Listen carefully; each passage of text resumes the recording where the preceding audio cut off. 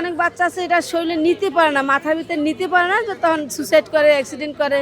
কিন্তু প্রতিটা বাচ্চার বোঝা উচিত যে এক বছর যদি একেবারে খারাপ করে বা একটু খারাপ করলে পরের বছর আবার দিবে, অপশনাল আছে তো, আর সুযোগ আছে তো। কিন্তু এরকম সুসাইড করা বা এরকম আত্মহত্যা করা এটা কোনো বাচ্চাদের উচিত নয়, এবং গার্ডিয়ানরা তো বলেই না বা বলবেও না করে, কিন্তু বাচ্চারা অনেক সময় আছে এগুলি নিতে পারে না, যে রেজাল্ট খারাপ করলে এগুলি মাথার ভিতরে নিতে পারে না, আসতে সুসাইড করে।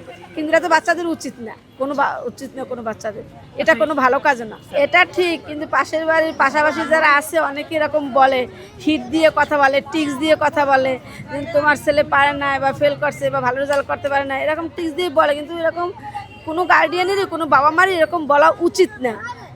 যে একটা বাচ্চা মানুষ করতে, বড় করতে, নার্সারি থেকে সেই 10 পর্যন্ত অপেক্ষায় থাকতে থাকতে অনেকটা বছর পেরিয়ে যায়, সেই বাচ্চা দিয়ে রেজাল্ট খারাপ করার কারণে সে আত্মহত্যা করে, তখন তো বাবা মার আর কোনো জায়গা থাকে না, কথা বলার জায়গা থাকে না, দাঁড়ানোর জায়গা থাকে না।